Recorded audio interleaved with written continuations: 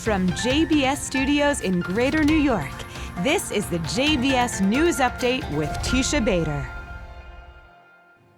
I'm Teisha Bader with the JBS News Update for Tuesday, July the 21st, 2020. Israel's security agency, the Shin Bet, announced today that they arrested 10 members of two terror cells of the PFLP, the Popular Front for the Liberation of Palestine, who they said were planning attacks against Israeli citizens and had plans to kidnap an IDF soldier. The cells were trained and financed by Iran and Iranian-backed Lebanese-based terror group Hezbollah. They used a Palestinian civilian organization called Arab Nationalist Youth to conduct their operations. The cells were discovered after the arrest a few months ago of a PFLP activist who divulged the information during questioning. The Shin Bet said the investigation once again emphasized the close ties that exist between Iran, Hezbollah, and the Popular Front terrorist organization in favor of promoting terrorist activity against Israel, adding that it will continue to work to prevent any terrorist activity against Israeli citizens.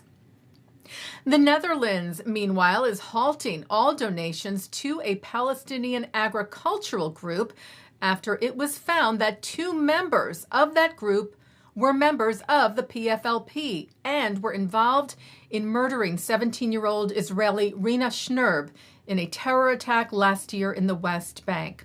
The terrorists worked for the Palestinian Union of Agricultural Work Committees, which has received millions of dollars from the Netherlands. Dutch Foreign Minister Stef Blok and Development Minister Sigrid Kaag shared the information in Parliament today, saying they were unaware of the connection between the Palestinian Agricultural Group and the terror group, and were now suspending donations indefinitely pending an investigation.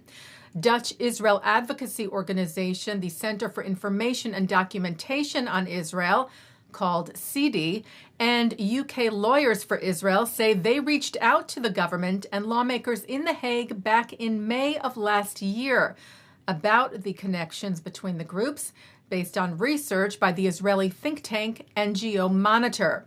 CD said today it is a good step for ministers to admit this now, but concrete measures must be taken to prevent further Palestinian terrorism from being financed with Dutch tax money in the future.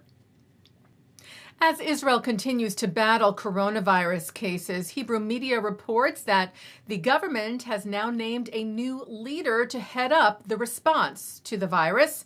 Former CEO of Tel Aviv's Ichilov Hospital, Professor Gabi Barbash. Barbash also served as Director General of Israel's Health Ministry in the mid to late 90s. It is believed that Barbash will have relatively broad authority from the government in regards to the national campaign against COVID-19. A formal announcement is expected late tonight. We've been reporting to you about a number of celebrities promoting known anti-Semite Louis Farrakhan. Well, the JTA reports today that one such figure's social media post promoting the Nation of Islam leader has flown under the radar. Madonna, who, while not Jewish herself, has shared that she practices some Jewish rituals. She shared a trailer on her Instagram which promotes a 4th of July speech by Farrakhan. It has over 700,000 views. Comments to the video include those upset with the singer, citing Farrakhan's hateful comments, including against Jews and against the LGBTQ community.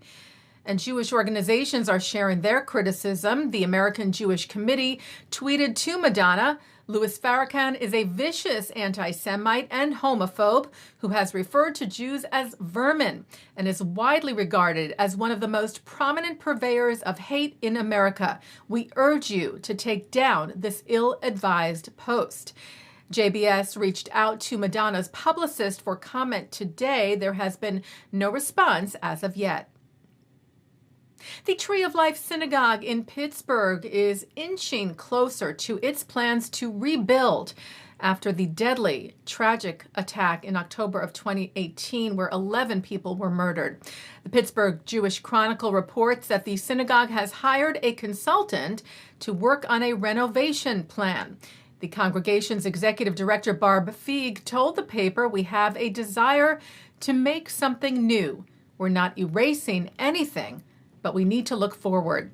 This, she said, is about renewal and remembrance and reflection. Taking a look now at our programming for tonight on JBS for Tuesday, July the 21st.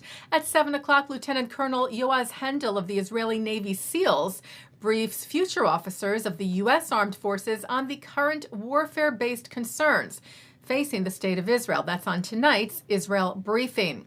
At 7:30, Mark Morial, president of the National Urban League, describes ways the Jewish community can aid the African American community in addressing racism in America. That's with Rabbi Mark Schneier, president of the Foundation for Ethnic Understanding.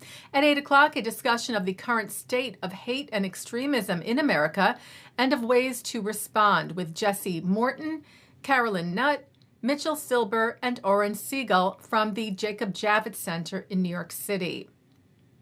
At 9, Mark Golub speaks with Peter Kirsanow, an African-American member of the U.S. Civil Rights Commission, on whether there is systemic racism in America. At 10 o'clock, a discussion on Black-Jewish relations from the American Jewish Committee's Global Forum of 2017. And coming up next, it's ILTV's Insider. And that's the JBS News Update for Tuesday, July the 21st, 2020. I'm Teisha Bader. Stay healthy, stay safe.